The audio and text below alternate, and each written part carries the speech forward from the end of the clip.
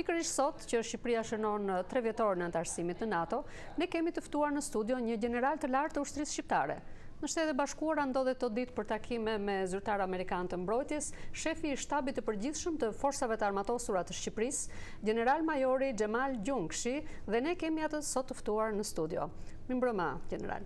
Mirëmbrëma, ju faleminderit për ftesën. Ju faleminderit juve. General Gjungshi, këto 3 vjet që Shqipëria ka qenë në NATO, çfarë do të thotë kjo për ushtrinë shqiptare? Ju falenderoj për ftesën, për vizitën që paralizoj këtu, në këtë studio, ka që të mrekullueshme. 3 vjetore antarësimit të Shqipërisë në NATO, sot e gjem forcën e armatosur më të konsoliduar, më të mirë trajnuar, më të stërvitur, më të modernizuar. Forca armatosur shqiptare sot ka një plan të qartë veprimi nëpërmjet konsolidimit dhe realizimit të objektivave të forcës. Ne sot jemi në gjendje se ku do të jemi edhe pas 5 vitesh, ku do të jemi edhe pas 10 vjetësh. Për cilën unë gjerasin këtu që të falenderoj të gjithë, falenderoj autoritetet e shtetit për mbështetjen që japin forcave të armatosura, Ministri i Mbrojtjes, të falenderoj të gjithë kolegët e mi, sigur se gjerasin të falenderoj të pararësit e mi, të cilët kanë punuar dhe kanë dhënë kontribut të jashtëzakonshëm në ndërtimin dhe konsolidimin e kësaj force të armatosur. Ushtrisë shqiptare është dashur të kalojnë për disa reforma për arritjen deri në ftesën e antarësimit, po dhe tani më tej gjatë këtyre viteve të antarësimit për të qenë një anëtare me gjitha të drejtat dhe për në NATO. Çfarë transformimes është dashur të kalojë? Së pari, ushtria shqiptare që nga viti 2010 ka kalu plotësisht sot në një ushtri profesioniste. Kalimi në ushtri profesioniste kuptohet që ka dhe sfidat e saj. Sfidat janë të natyrës dhe aspekteve të ndryshëm, të jetës aktivitetit përditshëm, të mbështetjes logjistike, të edukimit, të trajnimit, të gjithë aspektit të gjerë që përfshin forcën e armatosur.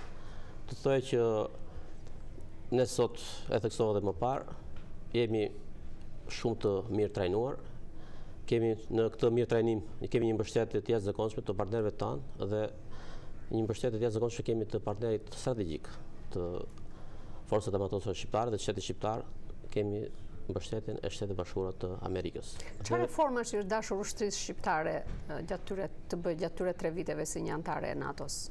Reformat janë në drejtim të personelit, reformat janë në drejtim të automatizimit, në drejtim të standardizimit, në drejtim të planifikimit, në drejtim të edukimit, në drejtim të stërvitjes. Dhe ne për të realizuar gjitha këto reforma kemi një mbështetje dhe kemi një bashkëpunim të shkëlqyer veçanërisht me Shtetin Bashkuar të Amerikës, nëpërmjet kompanive, nëpërmjet mbështetjes që jep drejt për drejt Departamenti i Shtetit Amerikan. Kemi një bashkëpunim të shkëlqyer edhe me Gardën Kombëtare të New Jersey, e cila është një shtet partner me shtetin shqiptar dhe konkretisht Garda Kombëtare e New Jersey është partnere për më së 11 vjetësh me forcat armatosura të Shqipërisë. Është një partneritet i cili ne kemi gjetur veten dhe ata japin një mbështetje plotësisht me qëllim që kjo forcë të rritet dhe të zhvillohet akoma dhe më shumë. Cili është angazhimi i ushtrisë shqiptare në operacionet e NATO-s në Afganistan dhe operacionet të tjera të aleancës aktualisht? Ushtria shqiptare sot është angazhuar plotësisht në operacionet e NATO-s. Ne aktualisht jemi, për sa i përket numrit të popullsisë, numrit që kemi si forcë armatosur, jemi vendi i 5 në renditjen që zem për kontributet që japim. Aktualisht kemi rreth 350 personel, ushtarak shqiptar, të cilë kontribuojnë në NATO, i kemi të shpërndar konkretisht në zonën perëndimore, në zonën veriore, në qendër, po kështu dhe në zonën e Kandaharit në zonën jugore të operacionit të Afganistanit. Ajo që dua të theksoj sot dhe nëpërmjet jush, të jap një mesazh jo vetëm popullit shqiptar, por të gjithë aleatët, të gjithë ata që na ndjekin nëpërmjet këtij emisioni, është që ne kemi rritur, nuk kemi më në fazën që në rast se deri dje forcat armatosura të Shqipërisë shkojnë në operacion dhe kryen mision ruajtje, sot forcat tona të armatosura janë direkt në mision luftimi, janë në mision kombat, për të cilët gjerasin që ti falenderoj të gjithë ata ushtarak të cilët ndodhen sot në mision, të falenderoj të gjithë personelin, gra dhe burra që shërbejnë në forcat armatosura për atë kontribut të jashtëzakonshëm. Të falenderoj familjet e këtyre ushtarakëve të cilët me të vërtet meritojnë vlerësimin e veçantë, sepse ata kanë roli kryesor në suksesin e këtij misioni.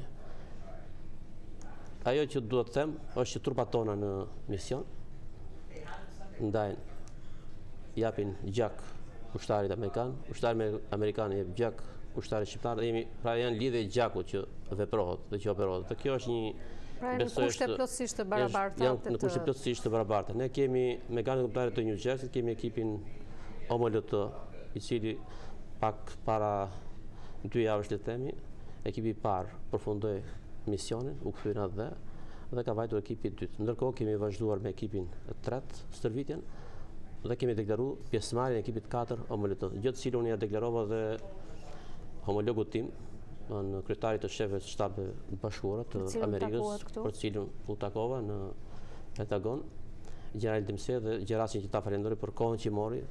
Vizita ishte, do të thoya, ishte shumë historike, shumë e frutshme. Qëllimi im në këtë vizitë ishte që unë këtë nivel marrëdhënie që kemi midis Shqipërisë dhe Amerikës, midis forcave armatosura shqiptare dhe forcave armatosura të Shtetit Bashkuar të Amerikës, t'i ngrej në një nivel më të lartë. Jam në fillim të mandatit të tim, po kështu dhe gjali Dempsey në vitin e parë. Po kështu dhe gjali homologim Dempsey është në vitin e parë, por thuajse jemi në një vi. Dhe besoj dhe ram plotësisht dakord, për cilën gjeta mbështeten që këto marrëdhënie t'i ngrejmë në një nivel akoma të lartë. Dhe shpresoj që besoj plotësisht në sa i dhe të mbështetjes që mora, këto marrëdhënie do të ngrihen. Dhe këto do të tregoj vetë koha dhe frutet e kësaj vizite do të ndjehen më pas. General Gjungshi, unë do t'i kthehem për pak çaste një teme që është trajtuar këto ditë në shtypin shqiptar. E kam fjalën për emërimin nga Ministri i Mbrojtjes të një komandanti të forcës detare shqiptare, që është bërë pra nga ministri, ndërkohë që është nomenklaturë e presidentit. Cili është komenti juaj për këtë çështje? Unë jam i njohur nëpërmjet e ndjek, pavarësisht se jam në Shtetet Bashkuara të Amerikës, kam gjithë informacionin e nevojshëm, edhe jam i informuar dhe për këtë situatë. Duhet të ju siguroj ju dhe të gjithë ata që na ndjekin që nuk është ligji autoritet drejtimit të komandimit, i cili deri në gradën kolonel i jep të drejtën ministrit të mbrojtjes për të bërë emërimin në detyrën e komandit të forcës sektorisht detare për të mbajtur një kolonel në një pozicion të caktuar. Sepse edhe kjo forcë sot aktualisht nuk ka në pozicionin e saj një general. Në momentin që të ketë general, atëherë detyrimisht edhe kjo do të kalojë për të ndjek procedurat. Ky është momenti im që mund të bëjnë lidhje me këtë pikë. Bazuar në 169 të Konstitutës shqiptare, ato emërohen nga ministri, por pastaj nënshkruhen nga presidenti, të gjithë komandantët. Ju e keni ngritur këtë çështje me zyrtarët ushtarak të Shqipërisë?